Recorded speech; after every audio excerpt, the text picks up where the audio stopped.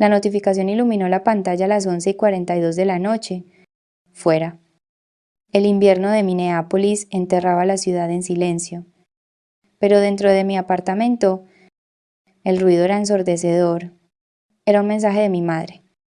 Cynthia, tenemos que hablar. Es por la imputación. Necesitamos el dinero que has ahorrado. La familia es lo primero. Me quedé mirando la pantalla. El estómago se me revolvió. No de miedo, sino de una náusea visceral. Segundos después, apareció otra notificación. Mi hermana, Stephanie, le había dado un corazón al mensaje. Ese pequeño corazón rojo fue la prueba definitiva. No solo querían mi ayuda, creían que les pertenecía. Pensaban que mi vida, mis ahorros, mi futuro no eran más que activos en su cartera, listos para ser liquidados, para salvarles el pellejo. Necesito saber que no soy la única despierta ahora mismo. Dejad un comentario. Decidme desde dónde me estáis escuchando y qué hora es en vuestra parte del mundo. A ver quién anda por ahí. No respondí. No llamé. No lloré. El tiempo de las lágrimas había pasado hacía años, enterrado bajo capas de nieve y silencio. En su lugar, dejé el móvil boca abajo sobre la encimera de mármol. El cristal produjo un chasquido seco. Deliberado. Fue el único sonido en todo el apartamento. Caminé hasta el portátil y lo abrí. La pantalla cobró vida con un brillo azul y crudo en la oscuridad de la habitación. Entré en mi cuenta bancaria. La cifra me devolvió la mirada. Firme. Inamovible. 140.000 euros. No era una fortuna para gente como mis padres. Pero para mí, lo era todo. Eran los turnos dobles en la UCI pediátrica.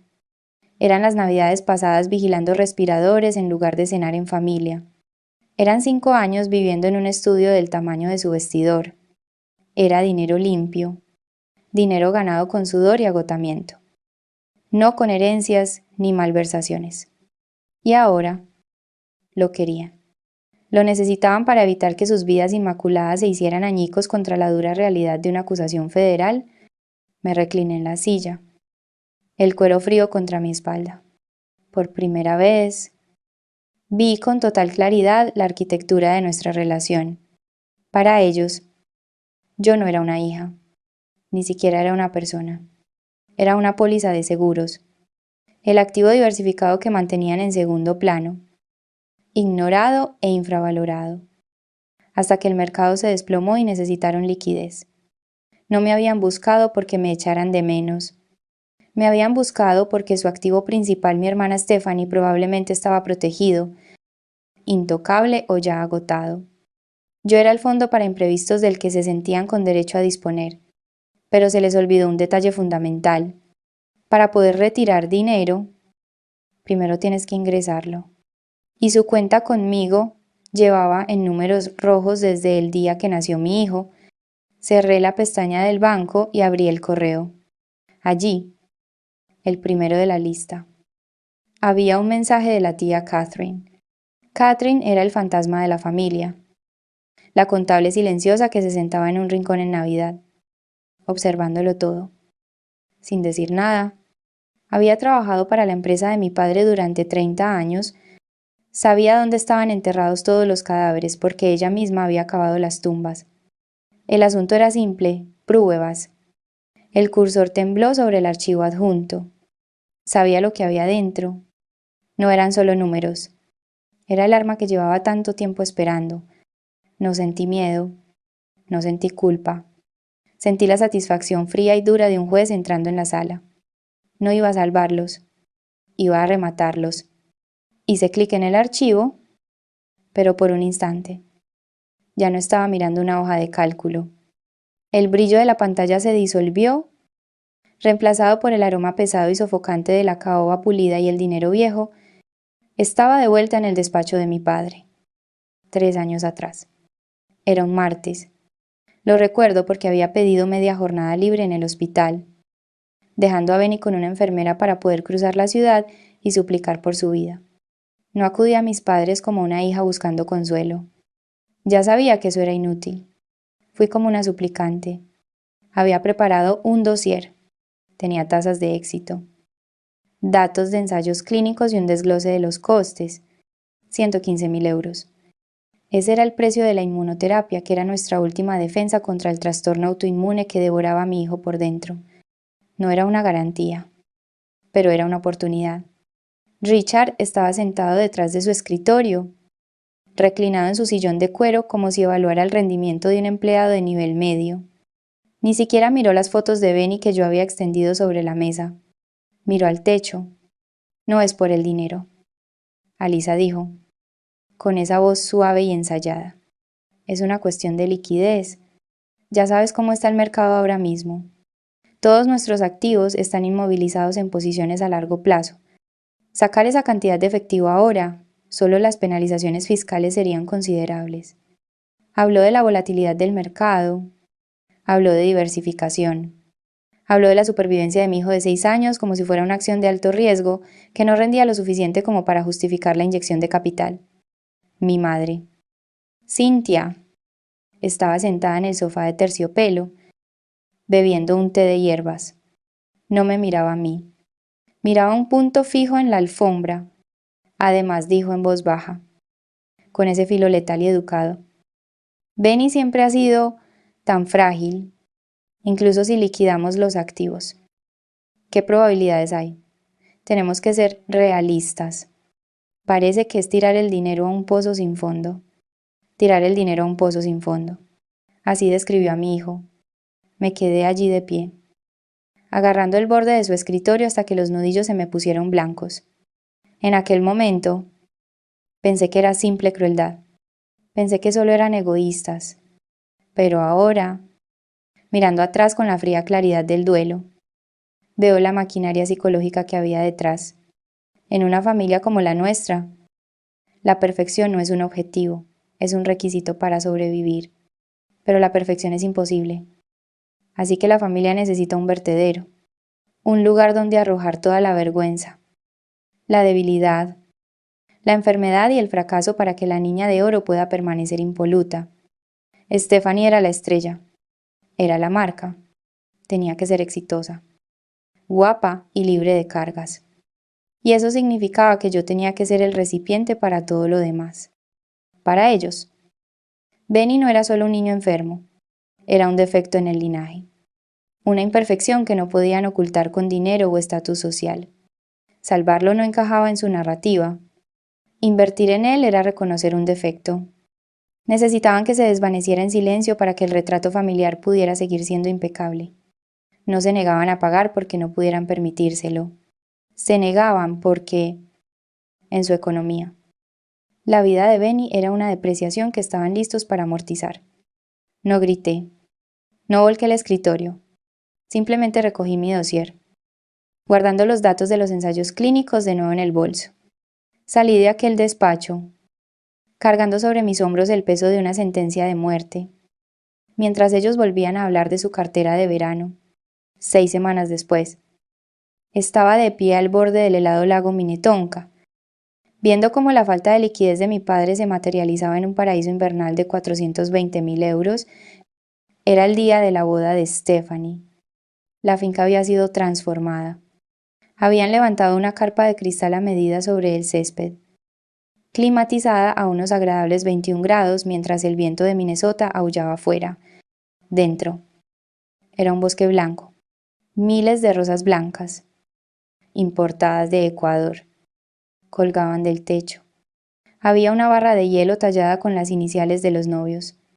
Había una torre de champán que desafiaba la gravedad. Yo no era dama de honor. Mi madre me había explicado esa decisión en una breve llamada un mes antes. Tienes demasiadas cosas en la cabeza, con Benny me había dicho. No queremos que te sientas presionada. Además, los vestidos son a medida. Y últimamente no te has estado cuidando mucho. Así que me quedé en un rincón, con un vestido que había comprado en una tienda de segunda mano. Viendo a mi padre brindar por la feliz pareja, se le veía radiante. El estrés por la volatilidad del mercado que me había predicado en su despacho parecía haberse desvanecido. Levantó una copa de Don Periñón de época 180 euros la botella y habló de invertir en el futuro. Hice los cálculos en mi cabeza. Solo las flores costaban más que un mes de hospitalización de Benny. El presupuesto del catering podría haber cubierto la primera ronda de inmunoterapia. Mi hijo se estaba muriendo porque los activos de mi padre estaban inmovilizados. Y sin embargo, ahí estaban, desatados y fluyendo como el vino. Necesitaba aire. El olor asfixiante de perfume caro y pato asado me estaba mareando. Me deslicé fuera de la carpa y me dirigí a la casa principal para usar el baño de invitados. Mientras caminaba por el pasillo, pasando junto a los retratos de Stephanie que habían reemplazado las fotos familiares, oí voces que venían de la biblioteca. La puerta estaba entreabierta. Era mi madre, presidiendo una corte de tías y primas, y Alisa preguntó mi prima Sara. No la he visto en toda la noche. ¿Cómo está, Benny? Me quedé helada. Debería haber seguido caminando. Debería haber sabido que no tenía que escuchar. Oh, ya conoces. A Alisa suspiró mi madre, bajando la voz a ese susurro conspirador que usaba para destruir reputaciones. ¿Está pasándolo mal? ¿Le ofrecimos ayuda? Por supuesto. Nos ofrecimos a pagar un centro especializado. Pero ella insiste con esos tratamientos experimentales. Es muy dramática con todo esto. ¿Tan mal está?, preguntó Sara. Sinceramente, mi madre bajó aún más la voz. Pero en el silencio del pasillo, se oyó con una claridad cristalina. Creo que utiliza su enfermedad para llamar la atención. Ve que Stephanie se casa. Que empieza esta vida maravillosa. Y no soporta no ser el centro de todo. Es triste. La verdad. Intentamos apoyarla, pero ella solo quiere ser la víctima. Dejé de respirar. El aire del pasillo se sentía fino, insuficiente. No solo se negaba a ayudar, estaba haciendo campaña activamente en mi contra. Estaba reescribiendo la historia para que mi desesperación fuera envidia. Y la enfermedad terminal de mi hijo. Una treta para llamar la atención. Estaba protegiendo la imagen familiar a costa de mi cordura. No irrumpí en la habitación. No le grité que era una mentirosa. Simplemente me di la vuelta y volví a salir al frío.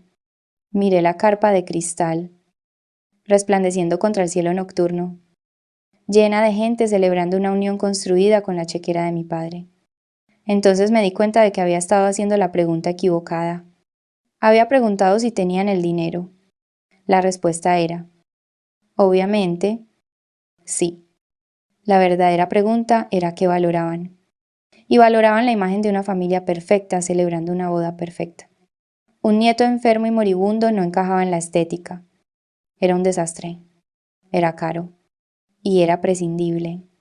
Benny murió 3 semanas después, un martes por la tarde. El momento fue inoportuno. Mis padres estaban en una cata privada para el menú de la boda, debatiendo entre la lubina y el solomillo. Llamé a mi padre 4 veces. Todas saltó el buzón de voz. Llamé a mi madre. Me respondió con un mensaje por «Estoy en una reunión». Te llamo luego. Sostuve la mano de mi hijo mientras su corazón se detenía. Fue en silencio. No fue como en las películas. No hubo discursos dramáticos, ni ráfagas de luz. Solo una respiración pequeña y entrecortada. Y después, nada. La máquina junto a la cama emitió un pitido largo y agudo, una sola nota que dividió mi vida en un antes y un después. El funeral fue íntimo, no porque a Benny no se le quisiera, sino porque mi familia no quería una escena. Mi padre se quedó junto a la tumba, mirando su reloj. El mismo Patek Philippe de época que le gustaba enseñar a sus clientes. Parecía aburrido. Parecía un hombre esperando un vuelo retrasado. Mi madre se quejó de que el viento le estaba estropeando el peinado. Estaban físicamente presentes, pero espiritualmente. Ya estaban en la cena de ensayo. Metían a un niño bajo tierra y en lo único que podían pensar era en el programa.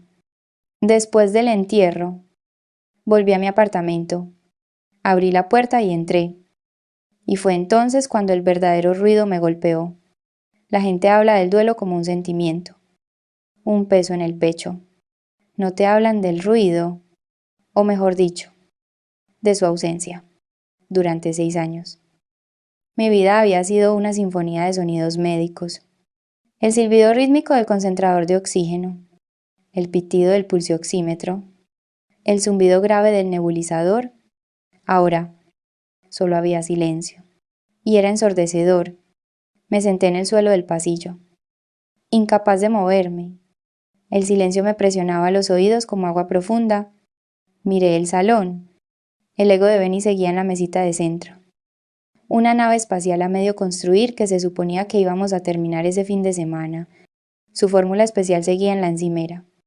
El apartamento no estaba vacío. Estaba lleno de una vida que simplemente se había evaporado. Este es el duelo de los vivos, la silla vacía que te grita.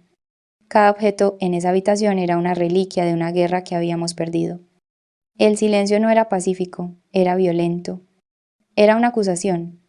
Retumbaba en las paredes, amplificando el hecho de que estaba sola. El móvil vibró en mi bolsillo, rompiendo la quietud. Lo saqué, con las manos temblorosas, pensando que quizá, solo quizá, mi madre llamaba para ver cómo estaba, para preguntar cómo sobrevivía a la primera noche sola. No era una llamada, era una notificación de Instagram. Stephanie había publicado una nueva foto. La abrí.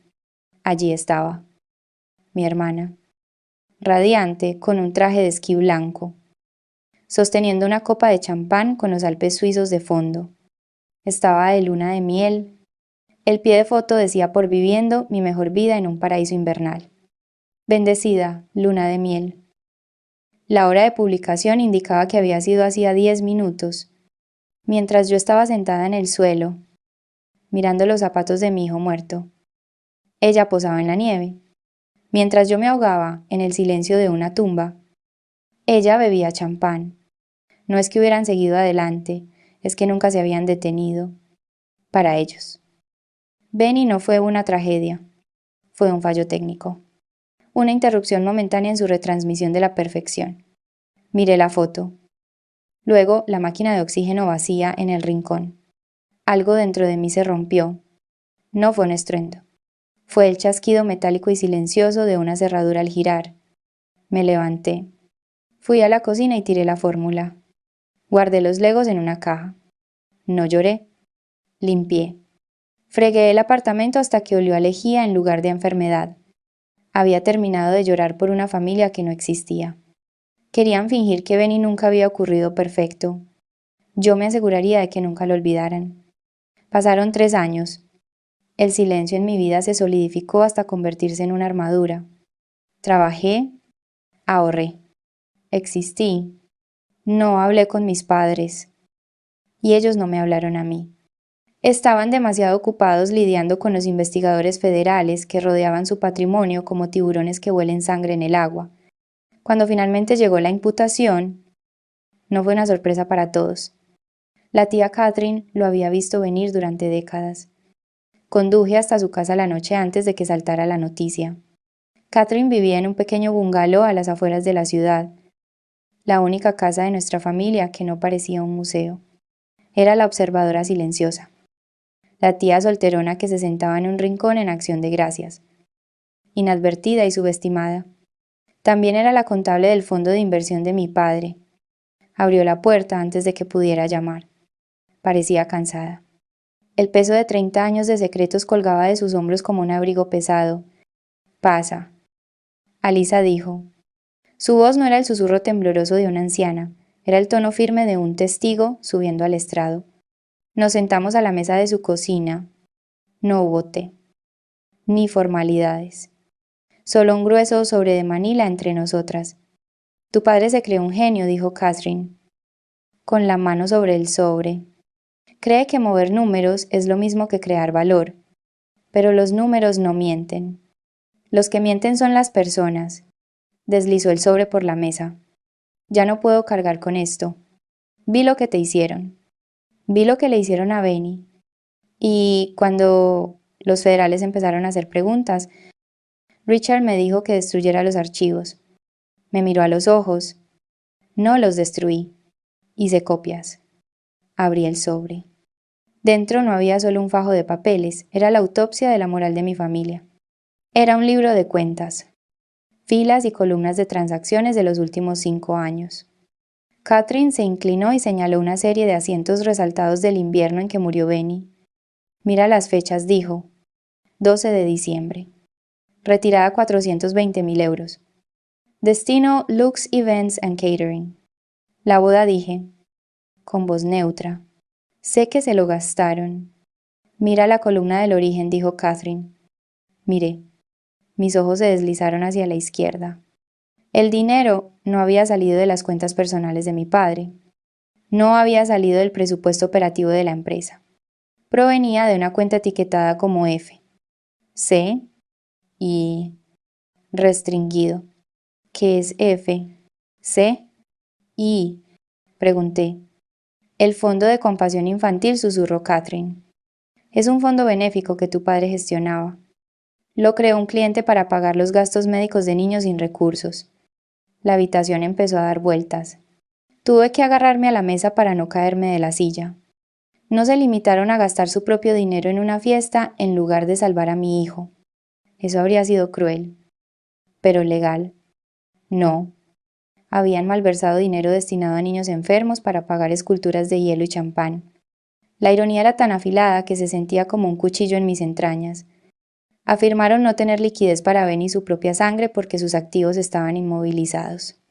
Pero no tuvieron ningún problema en meter las manos en un fondo de oro destinado a salvar a los hijos de otros, robándolo para financiar un proyecto de vanidad para Stephanie. Pensó que podría devolverlo antes de la auditoría, explicó Catherine. Pero el mercado cambió. No pudo reponerlo. Por eso están involucrados los federales. Es fraude electrónico. Es malversación. Me quedé mirando los números. No eran solo cifras en una página, eran dinero manchado de sangre. Cada euro gastado en esas rosas blancas importadas era un euro robado a un niño como Benny. Un niño que luchaba por respirar, un niño que necesitaba una oportunidad. Mi padre no era solo un narcisista, era un criminal. Y mi madre, que firmó los cheques para los proveedores de la boda, era su cómplice. Levanté la vista hacia Catherine. ¿Por qué me das esto a mí? Porque van a venir a buscarte, dijo. Se les están acabando las opciones. Sus activos están congelados. Necesitan dinero limpio para pagar la provisión de fondos del equipo de defensa. O Richard irá a la cárcel a la espera de juicio. Saben que has estado trabajando, ahorrando. Creen que sigue siendo la hija que mendiga su aprobación. Golpeó el libro de cuentas con el dedo. Este es tu escudo. Alisa, no dejes que te utilicen de nuevo. Tomé el libro de cuentas. Pesaba en mis manos. Más que el duelo. Más que la ira. Era el peso de la verdad absoluta. Los golpes en la puerta no fueron agresivos. Fueron frenéticos. Era el sonido de gente que se ha quedado sin escapatoria. Abrí la puerta.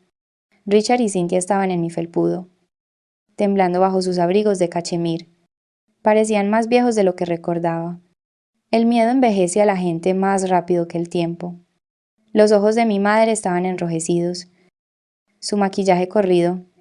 Mi padre. Normalmente un pilar de arrogancia. Parecía un edificio que ha perdido sus cimientos. Alisa, dijo mi madre con voz ahogada, dando un paso adelante pero deteniéndose cuando no me aparté. Gracias a Dios. No sabíamos si estarías en casa. Estoy aquí, dije.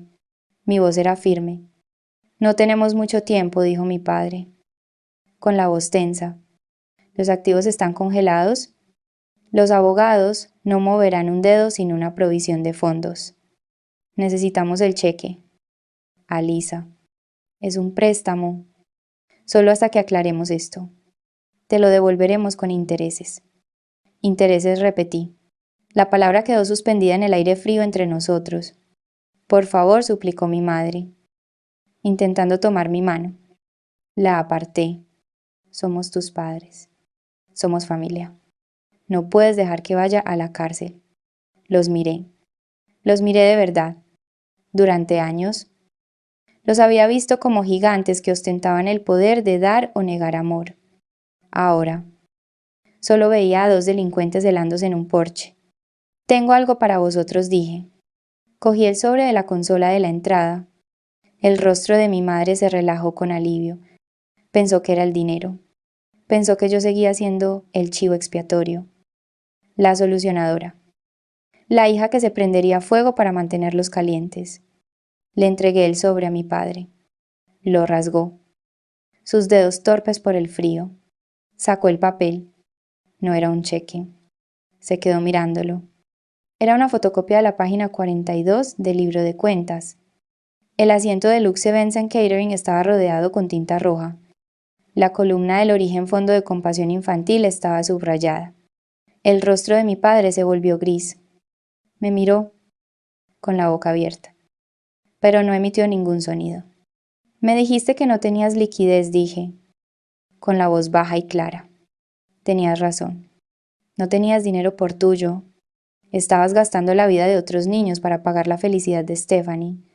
Alisa. Espera, tartamudeó mi madre, dándose cuenta de que la marea había cambiado. Podemos explicarlo. Fue un préstamo puente. Teníamos la intención de devolverlo. Robasteis 420.000 euros de un fondo para niños enfermos, la interrumpí. Comprasteis esculturas de hielo con dinero destinado a quimioterapia. Y cuando vuestro propio nieto se estaba muriendo, me dijisteis que era una mala inversión. Esto es complicado, susurró mi padre. La lucha abandonando su cuerpo. No entiendes de negocios. Entiendo de matemáticas, dije, y entiendo de justicia. Me apoyé en el marco de la puerta. No os voy a dar el dinero. No voy a contratar a vuestro abogado. Y no voy a salvaros. Haces esto por rencor, siseó mi madre. Su miedo, volviéndose veneno. ¿Quieres venganza? No la corregí. Esto no es venganza. La venganza sería llamar al fiscal y entregarle el libro de cuentas original. La venganza es activa. Es sucia. Miré la nieve que caía más allá de la luz del porche. Estos son solo consecuencias. Vosotros creasteis esta deuda. Pasasteis años comprando la perfección con moneda robada. Ahora ha llegado la factura. Me niego a mancharme las manos para limpiar las vuestras. Yo solo me aparto y dejo que la gravedad haga su trabajo. Mi padre se derrumbó. Lo sabía. Sabía que sin mi dinero, sin mi silencio, se había acabado. Adiós, dije. No esperé una respuesta. Di un paso atrás y cerré la puerta. Eché el cerrojo. Clic. Caminé hacia la ventana y observé a través de las persianas. Se quedaron allí un largo minuto. Dos fantasmas en la nieve. Antes de darse la vuelta y caminar lentamente de regreso a su coche. Parecían pequeños. Parecían extraños. Me volví hacia la habitación. El silencio ya no pesaba. Era ligero. Estaba limpio. Me senté en mi escritorio y saqué mi talonario. Extendí un cheque por 140.000 euros, el dinero del rescate. Lo puse a nombre del Hospital Infantil de Minnesota. En la línea del concepto, escribí el Fondo Benjamín. Estaba convirtiendo su dinero manchado de sangre en el legado de Benny.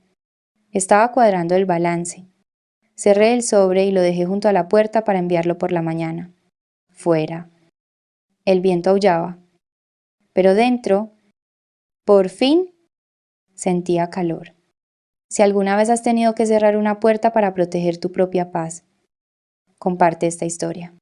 No estás sola,